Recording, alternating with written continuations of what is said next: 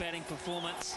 They were looking for plenty from Gambia today and from Sabag, and the latter did come to the party once more, but it was all too brief.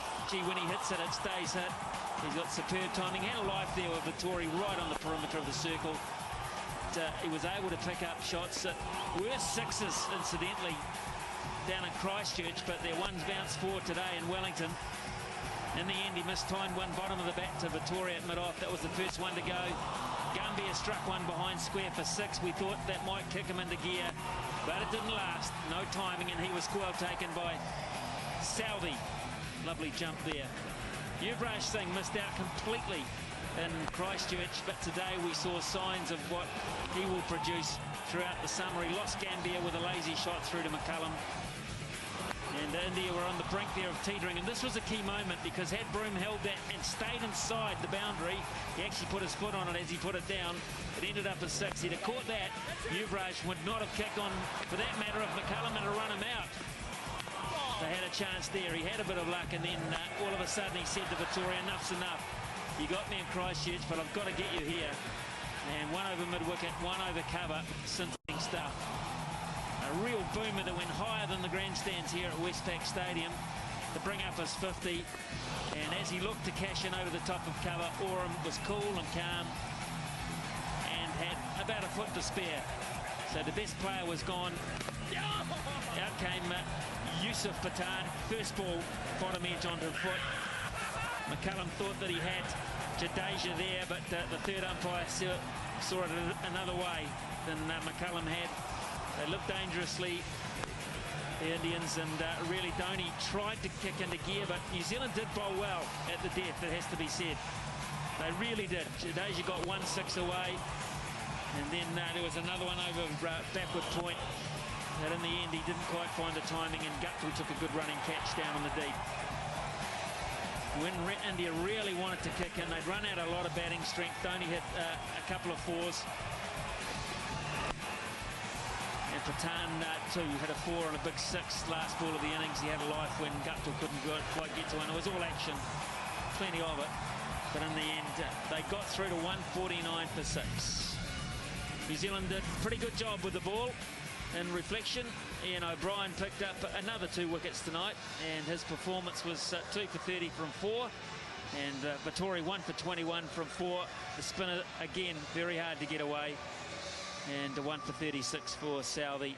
And Ian Butler, he's a pretty solid unit and looks like he might be a fixture in the New Zealand side. 2 for 42. But O'Brien was one of the key figures in restricting the total. That's hit very well. That's still not well enough to find the fence. They need boundaries, and they're not coming. They need them regularly.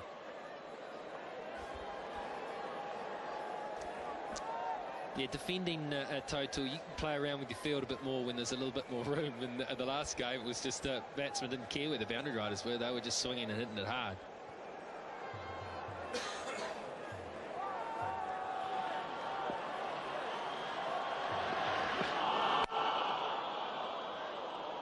They're swinging hard, but they're not getting the results they want.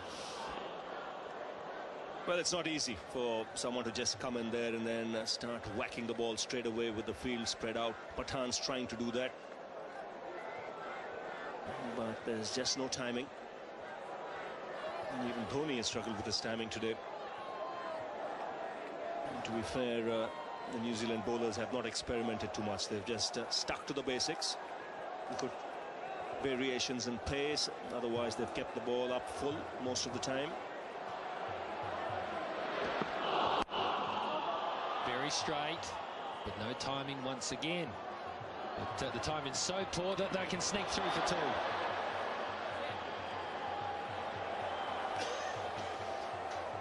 Yes, long off was right on the boundary. Then umpire wants to look at this one. Well, a direct hit would have been out.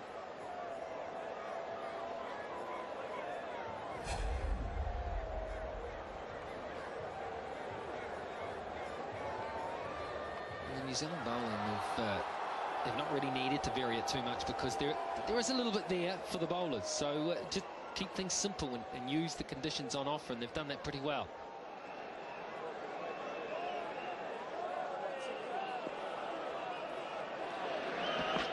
Oh, great Yorker, and he turns. He might have a lock. No, he doesn't. At this stage, he thinks better of it. Another excellent over. No boundary or 6 hit in that, just 7 runs of it, and New Zealand will take that at this stage. 133 for 6.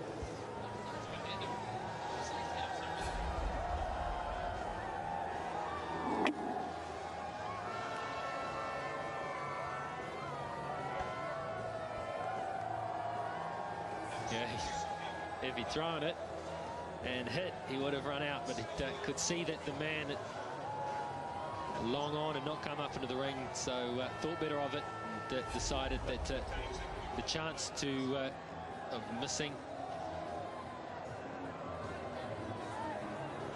that's how they're deciding it was better to not throw and give up the single.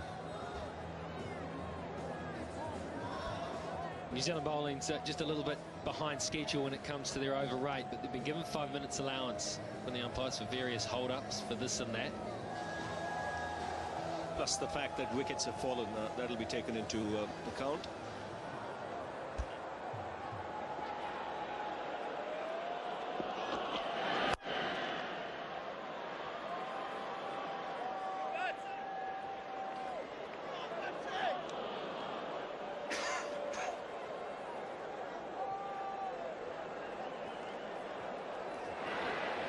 Rigger, Ravi, you can say what you like about the Indian batting tonight. It hasn't been that good at times, but the New Zealand bowling attack did a terrific job.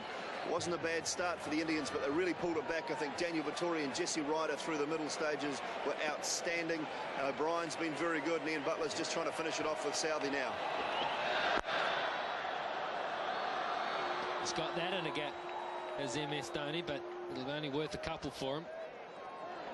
I think the best way to describe this New Zealand bowling performance is disciplined. They've not experimented too much. They've stuck to the basics. Plenty of Yorkers, and they've come out nicely. And the bottom line to their fields. Hence, not too many boundaries. I thought Vittori's spell was crucial today.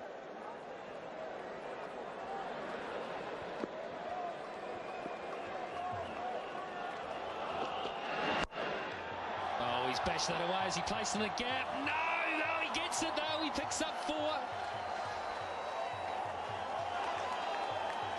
Much needed boundary for the... And this came out of the meat of the blade. Very good effort in the deep. That ball was travelling. A little bit disappointed there, Broom, because he got a good hand on that and he just needed to parry it back into play. It's very hard. 3 balls to go in the innings. Here's Butler. There's Dhoni. Another huge swing. Just a single. Yes, India need a couple of boundaries to ensure that the target would be 150. And then come out really aggressive with the ball. And the new ball has to count today. India have to put any pressure on New Zealand. They looked brilliant with it in the last game, the first couple of overs, and then things just went awry for them. The New Zealand batsmen got going. Patan hits this straight. There's players coming round trying to stop it. Has he got it? I'm thinking, no, he hasn't. Oh, what an effort. Yeah, he gets applaud from McCullum. That was Guptill. He is so fast across the ground. Actually, he was too fast. In the end, snatched at the ball. Would have been a brilliant catch. Distance to cover. Ball was coming out flat from the crowds. Sometimes you don't pick it early. After making this ground, he would be disappointed that he's not finished taking that catch. Got it in the wrong hand. Oh, this is a good way to finish the innings. He's got all of that. 6 runs. Well, just what the doctor ordered as far as the Indians were concerned, finishing on a high note. It would mean that the target for New Zealand would be 150. So it's given them some score to bowl at, but on the whole, I think New Zealand will be pretty happy with this effort. Terrific strike, way back into the crowd. And that'll end the Indian innings.